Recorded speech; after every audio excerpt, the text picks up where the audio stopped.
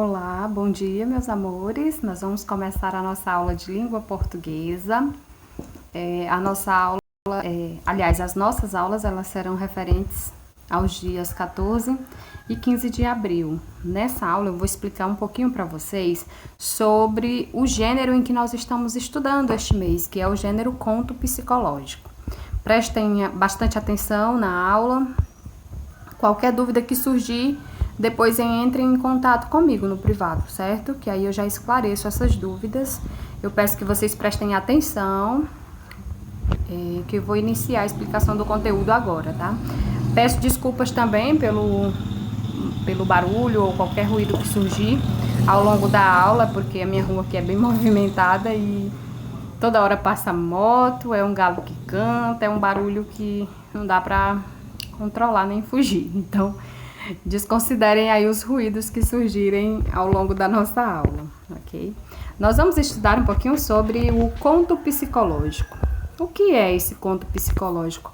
O que eu vou considerar como conto psicológico? Primeiro, nós já estudamos o gênero conto em outras oportunidades. O conto nada mais é do que uma narrativa, é um texto pertencente à tipologia narrativa. É aquele texto em que há todos os elementos essenciais, como narrador, personagem, tempo, espaço, enredo. Há também todos os elementos essenciais, como situação inicial, conflito, clímax, desfecho.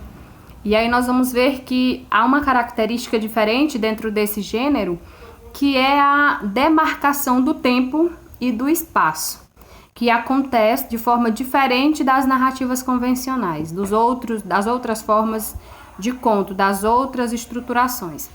O conto é uma narrativa, o conto psicológico, na verdade, é uma narrativa, cujo fator principal sempre está relacionado às lembranças, às emoções.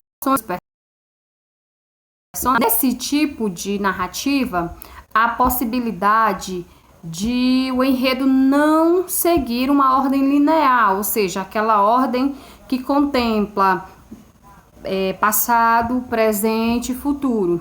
Vai haver uma transitoriedade de tempo dentro dessa narrativa. Esse tempo ele pode ir mudando e se moldando ao longo da história.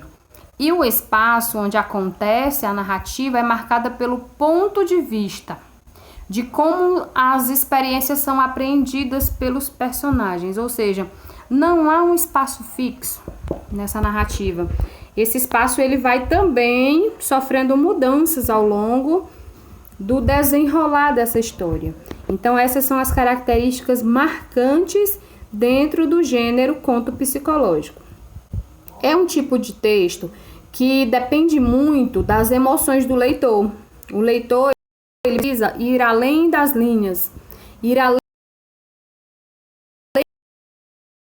do que a sabedoria que ele já tem, ele precisa utilizar os conceitos que ele já tem, o tempo histórico, ele precisa associar essa história a um fato histórico, a um determinado tempo, para que compreenda melhor as intenções do autor. O conto, ele se caracteriza com uma modalidade narrativa. O que é essa modalidade narrativa? É a modalidade em que se narra alguma coisa. Alguém está contando uma história. Esse alguém pode ser o narrador em primeira pessoa, que é quando ele fala de histórias relacionadas a si próprio, ou narrador em terceira pessoa. Narrador que conta sobre alguém, que fala a história sobre alguém. Então há essa diferença. Ok? A narrativa, ela apresenta esses aspectos de construção. Não diferente dos outros gêneros, o conto psicológico ele vai apresentar personagens. Esses personagens, qual é a diferença dele para os demais tipos de conto? No conto psicológico, o personagem ele tem uma emotividade maior, ele tem um sentimentalismo maior. Então, essa é uma característica que difere o conto psicológico dos outros. Quanto à questão do tempo, como eu falei, dentro desse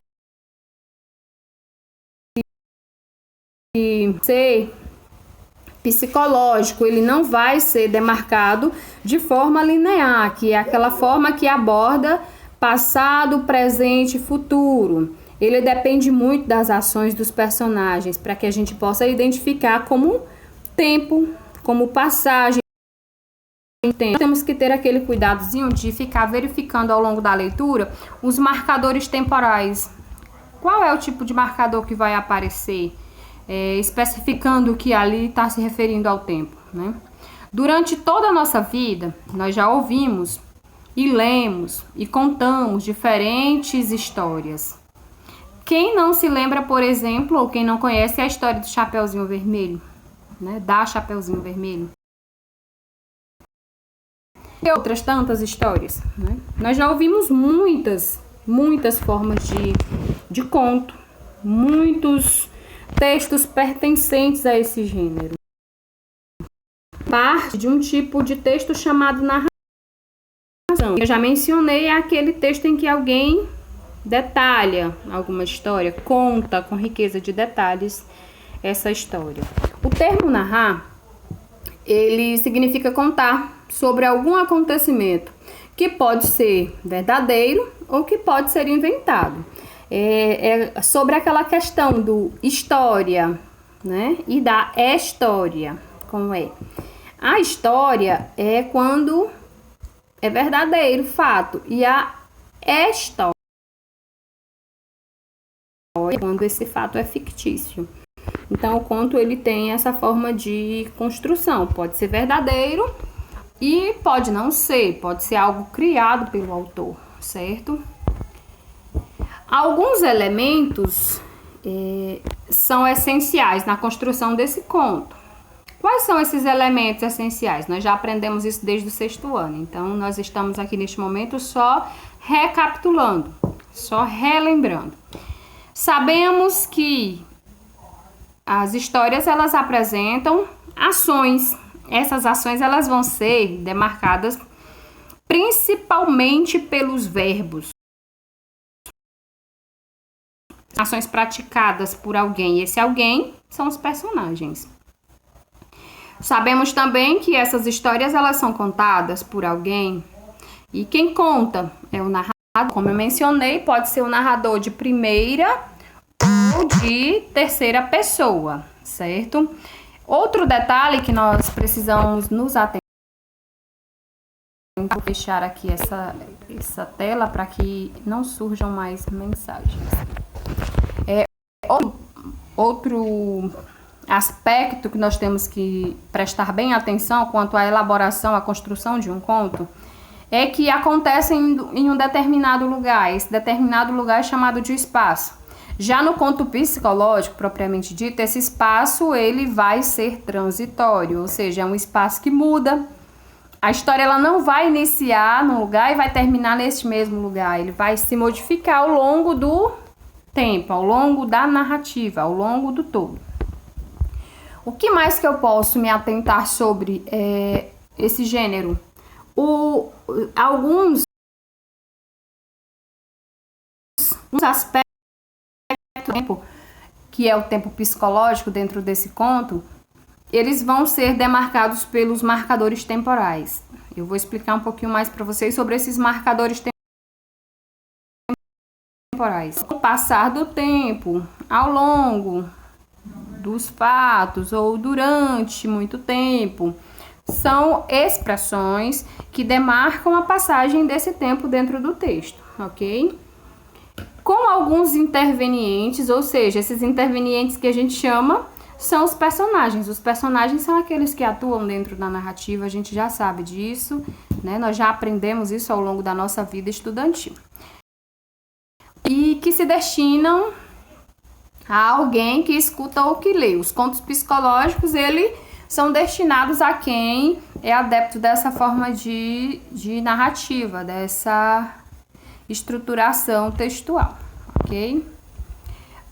Dentro da construção do gênero, conto psicológico, ele apresenta a mesma estruturação dos demais contos. Qual é essa estruturação? Que tipo de estrutura é essa? A introdução ou apresentação. Nessa introdução, constitui o início da história a ser narrada. Neste momento, o narrador apresenta os personagens, na maioria das vezes, o tempo e o espaço. Como as demais narrativas, vai acontecer também uma complicação, um pequeno conflito, que a gente chama, não é, estruturalmente de conflito, que é o desenvolvimento de uma complicação dentro dessa história, dessa narrativa. Representa a parte em que se desenvolve o conflito, e o conflito é o momento em que algo começa a acontecer, e nós, como leitores, ficamos por vir, ou seja, a gente fica esperando esse conflito se desenvolver até alcançar o chamado clímax. E o que é o clímax? O clímax nada mais é do que o momento mais tenso da narrativa. É o momento em que acontece algo que chama maior a atenção do leitor, que prende mais essa atenção, podendo ser aquilo que esperávamos ou que não. Então, o clímax, ele pode atender a uma expectativa do leitor, como pode ser algo inesperado, ou seja, o autor colocou um acontecimento que ninguém esperava que viesse a surgir ao longo desse texto. O desfecho.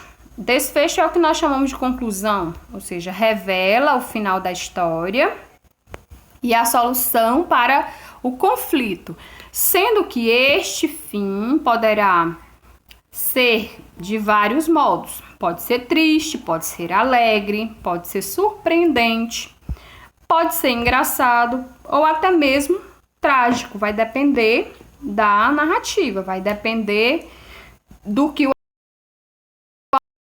autor psicológico ele apresenta como um aspecto demarcante, um aspecto diferente dos demais tipos de conto, que no psicológico ele vai depender muito da percepção do leitor. O leitor ele precisa estar atento a todos os fatos para que ele entenda melhor quais eram as intenções do autor ao propor aquele final, aquele desfecho.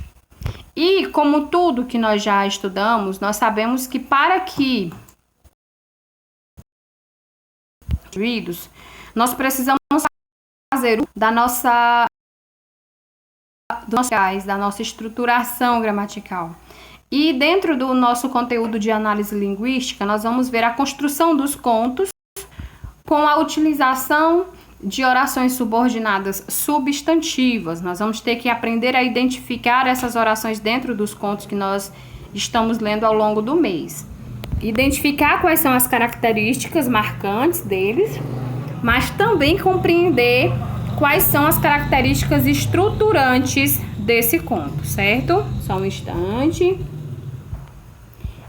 Dentro dessa análise, que nós vamos considerar como análise linguística e semiótica, referente ao mês de abril, nós vamos estudar as orações subordinadas. E o que são orações subordinadas? Orações subordinadas são aquelas que dependem de uma oração principal para coexistir, para ter sentido. Essa oração subordinada, ela apresenta relação semântica e sintática, ou seja, relação de construção propriamente dita.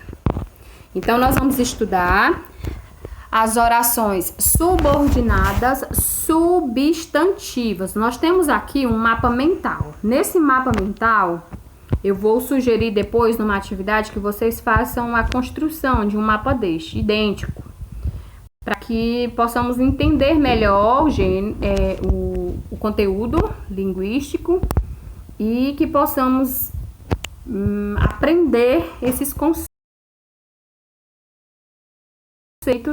porque esse conteúdo é um conteúdo que ele vai acompanhar vocês para o resto da vida. Como eu sempre disse, nós estamos vendo ele agora, mas é algo que vai nos acompanhar tanto no ensino fundamental quanto no ensino médio. Então, a gente vai precisar guardar essas informações.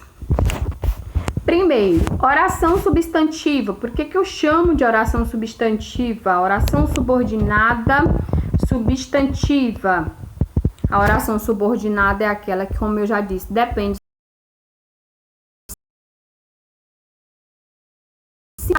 e ela também exerce uma função de substantivo. Uma função de substantivo em relação a essa oração principal. E aí, nós temos subclassificações para essas orações. Elas vão poder ser classificadas de acordo com o sentido que elas expressam. E essa subclassificação é a oração subordinada substantiva subjetiva, que é quando ela exerce função de sujeito, se referindo à oração principal, ao verbo da oração principal. Ela exerce função de sujeito. Nós temos aqui o conceito, exerce função de sujeito da oração principal. Exemplo, vamos analisar. É fundamental que você chegue antes da reunião. Então, nós temos aí, ó, é fundamental. O que é fundamental? Olha a resposta, que você chegue antes da reunião. Então, aqui a oração substantiva, oração subordinada substantiva subjetiva, ela vai exatamente exercer a função de sujeito. Qual seria, professor, essa oração aí? Normalmente, as subjetivas, elas serão introduzidas por expressões típicas como é fundamental, é necessário, é importante, é preciso, tá? Então, observem que toda vez que surgirem essas expressões, elas vão demarcar a oração principal e o que vem depois será a subordinativa, ok? As orações subordinadas substantivas, elas também podem se classificar como subordinadas, substantivas, predicativas. Nós lembramos aí o que é predicativo? Predicativo é uma palavrinha exercida por um adjetivo e que se refere ao sujeito, mas que está lá no predicado, ou seja, é um adjetivo referente ao sujeito, mas que se encontra no predicado. Professor, e como é? Qual é a função que ela exerce? As orações subordinadas substantivas predicativas, elas exercem a função de predicativo do sujeito. Esse predicativo do sujeito, vamos analisar o exemplo. Nosso desejo é que o quê? Que ela vencesse o jogo. Nosso desejo é que ela vencesse o jogo, ou seja, era que ela vencesse o jogo.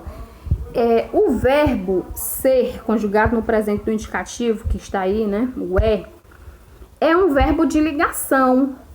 Então, a oração subordinada predicativa, os verbos de ligação. Nosso desejo permanece o mesmo, que você seja vencedor. Nosso desejo é que ela vença o jogo, que ela vença o jogo. Então, esse que ela vença o jogo é a oração subordinada oração subordinada substantiva predicativa. Uma outra classificação para as orações subordinadas substantiva nominal. Como o nome já diz, ela exerce função de complemento nominal. Possui um valor de complemento nominal. Um exemplo, temos fé. Fé de quê? Então, ela já vai se referir a um nome, a um substantivo presente na oração principal. Ela vai se relacionar a um substantivo da oração principal. Qual é esse substantivo? A palavra fé. Observem aí. Temos fé de que a humanidade pare de destruir o planeta. Ó, de que a humanidade, o planeta está se referindo. Outra classificação das orações subordinadas substantivas, objetiva direta. Como o nome já diz, vem de objeto direto. E o objeto direto é um complemento de um verbo transitivo direto. Então, a oração subordinada substantiva objetiva direta, ela vai exercer a função de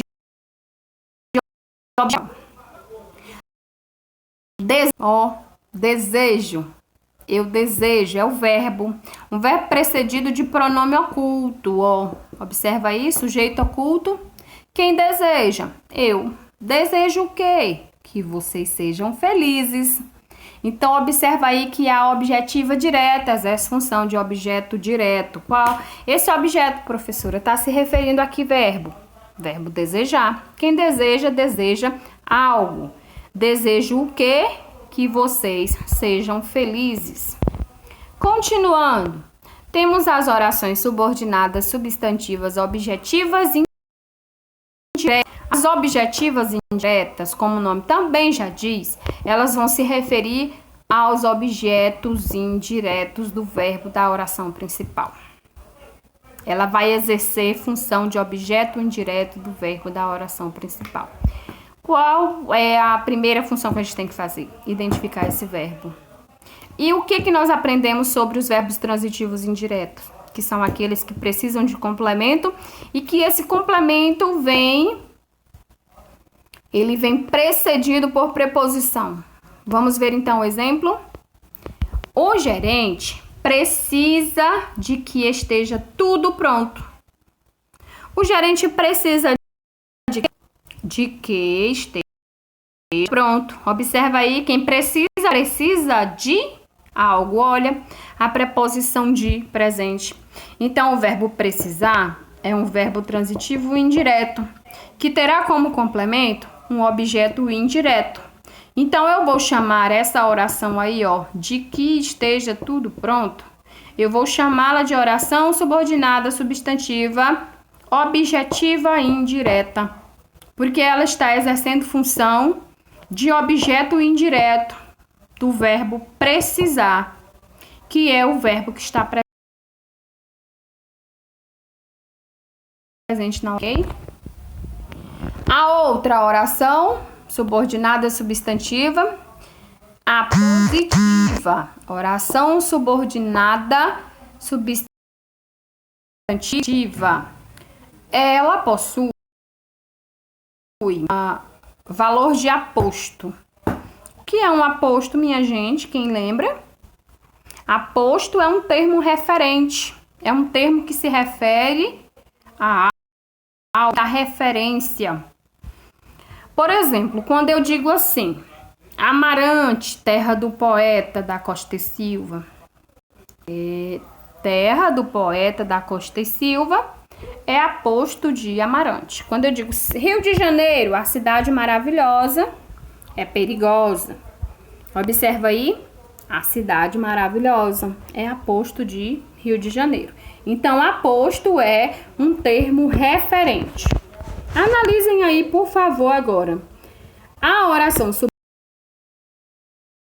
subordinativa, ela vai exercer função de aposto da oração principal, ou seja, ela vai ser uma referência da oração principal. Exemplo, todos pensam a mesma coisa. Todos pensam a mesma coisa. O que eles pensam? Que eu sou vitoriosa. Pensam que eu sou vitoriosa. Olha o pensamento aí, que eu sou vitoriosa. Então, que eu sou vitoriosa é um oposto do que eles pensam. Vocês pensam, certo? Então, essa aí é a classificação das orações subordinadas substantivas. É esse mapa mental aqui que eu vou pedir para vocês elaborarem um mapa como este, só que com outros exemplos, certo? Eu quero o mapa da classificação das orações subordinadas substantivas. Vocês vão fazer esse mapa mental no caderno e vocês vão colocar outros exemplos. Exemplos elaborados por vocês. Nossa compreensão. As orações subordinadas substantivas, elas apresentam funções de substantivo. E esses substantivos, eles vão exercer função de quê? De sujeito, que eu vou chamar de oração subordinada substantiva subjetiva.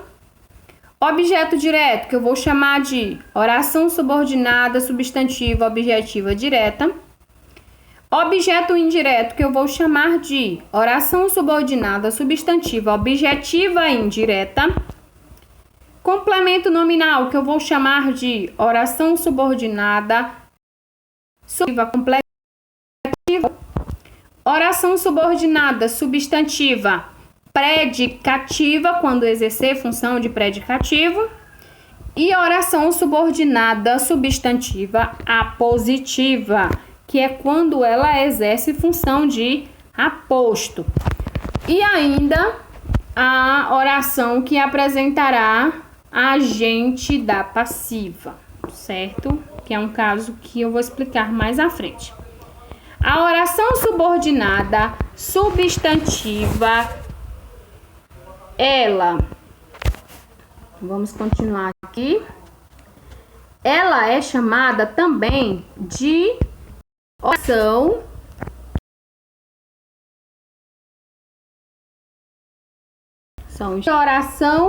desenvolvida. Essa oração desenvolvida, elas são introduzidas por uma conjunção integrante. Quais são essas conjunções? As conjunções que e se.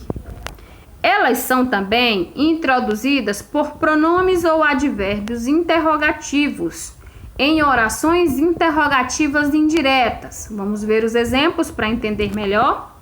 Espero que você sempre alcance seus objetivos. Olha o que aí como conjunção integrante. Perguntam quem os acompanhará. Pronome interrogativo quem. Quem é o dono da casa? Ou quem no pronome interrogativo. Outro exemplo. Diga-me onde se vende esse livro. Né? Onde se vende esse livro? Diga-me onde se vende esse livro. Olha o onde aí, que é um advérbio interrogativo. Eu utilizo normalmente em perguntas, certo? Advérbio de lugar com função de interrogação.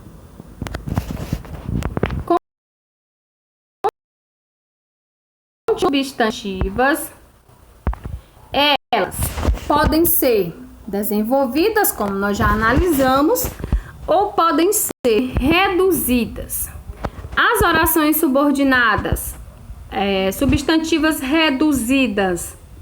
Quando reduzidas, essas orações, elas sempre serão chamadas de reduzidas de infinitivo. Lembra do infinitivo? Palavras terminadas em ado, ido. Não me agrada lembrar do passado. Ele gostava de se olhar no espelho.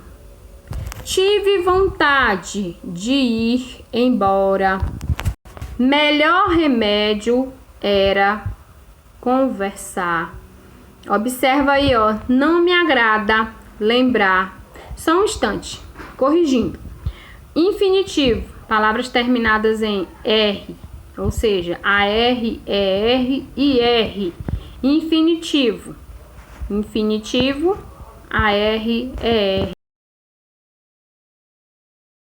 e A, ir e conversar, ok? Continuando. As orações subordinadas substantivas, elas também podem ser consideradas orações justapostas. O que são essas orações justapostas? Não apresentam conectivos, conjunções e nem são introduzidas por um verbo no infinitivo. Somente as orações objetivas diretas e apositivas poderão ser justapostas. Então, ó, eu vou chamar de orações subordinadas substantivas justapostas quando elas se classificarem como apositiva e objetiva direta.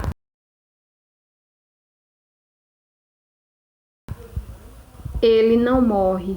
Mas quando a terra diz, ele não morre.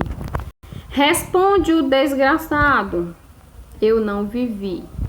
Frases de Castro Alves. Outro exemplo, dei-lhe tudo. Qual era o tudo? Ofereci-lhe o meu nome. Então, elas podem ser também consideradas orações justapostas. Quando há dois termos, esse sentido, ok? Outro exemplo, oração subordinada substantiva subjetiva. Quando é que ela vai ser subjetiva? Quando ela é a função de sujeito. Sujeito de quê? Do verbo da oração principal. Exemplo, é importante. O que é importante?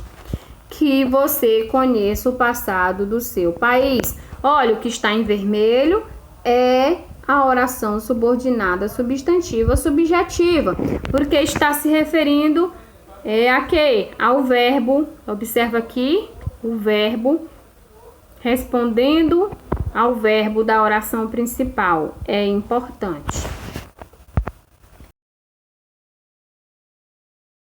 Compreender. Ó, esse verbo dentro da oração principal, ele é um verbo de ligação. O que é esse verbo de ligação? Verbo é o verbo que liga um sujeito ao seu predicativo. O verbo ser conjugado no presente do indicativo aqui, ok? O que mais que nós podemos observar? Ó, que está em vermelho, como eu já mencionei, é a oração subordinada, substantiva.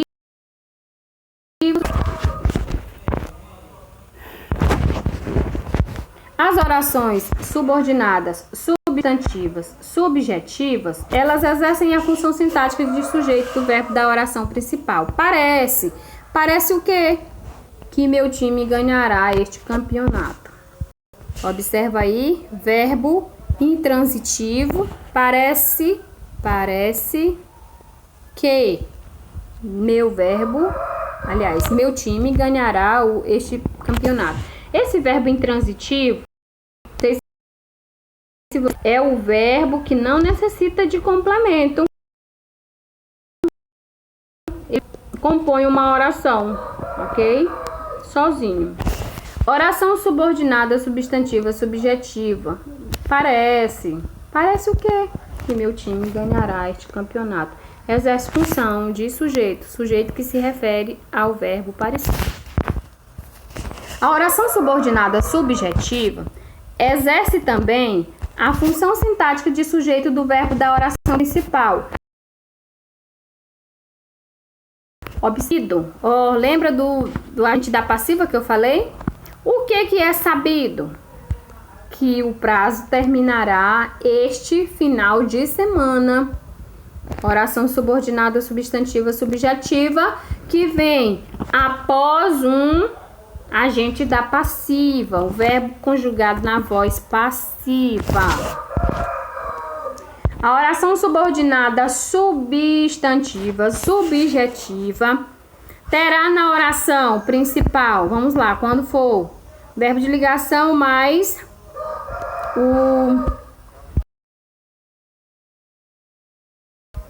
quando tivermos um verbo intransitivo, quando tivermos a voz passiva analítica, que foram os exemplos que eu acabei de colocar. Lembre-se, faltará sujeito subordinada exercerá essa.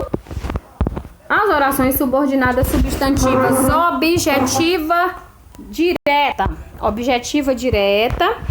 quando exerce função sintática de objeto direto do verbo da oração principal. Outra coisa, vamos analisar aqui o exemplo para a gente entender melhor. A receita descobriu. Observa que descobrir aqui é o verbo da oração principal. Então, ele está precisando de um complemento. Esse complemento, que a fraude era maior ainda, não apresenta preposição. Nós temos um pronome relativo que, certo? Esse pronome que está introduzindo a oração subordinada substantiva objetiva exercerá a função do verbo descobriu. Falaram o quê? O verbo falar também precisou de complemento, que a educação brasileira irá melhorar. Observa aí a construção. Nós temos uma oração que está exercendo função de objeto direto de um verbo que está sendo a oração principal. Nada substantiva objetiva indireta. Nós precisamos lembrar que o objeto indireto é o complemento do verbo transitivo indireto. Então, lembrando desse detalhe, nós vamos verificar que esse verbo, ele vai precisar de um complemento. Esse complemento, ele vai vir introduzido por uma preposição. Vamos analisar. Primeiro, a oração subordinada substantiva objetiva e indireta, ela exerce a função sintática de objeto indireto do verbo da oração principal. Exemplo: lembro-me de que saímos de madrugada. Quem lembra de algo. Olha o de preposição introduzindo também o complemento. Vai ser chamado de objeto. Por isso que essa oração em vermelho aqui se classifica como oração subordinada objetiva indireta, porque está completando o sentido do verbo lembrar. Quem lembra de alguma coisa. Outro exemplo. Ele gostava de se olhar no espelho. Ele gostava é o verbo gostar. Quem gosta de alguma coisa. Olha novamente o de, que é a preposição que está introduzindo essa oração subordinada substantiva objetiva indireta, porque exerce função de objeto indireto do verbo gostar, que é presente na oração principal. Ele gostava. Observação interessante. A oração subordinada substantiva objetiva indireta é trabalhada por Rocha Lima e Evanildo Bechara como a oração que denota geralmente relação a um ser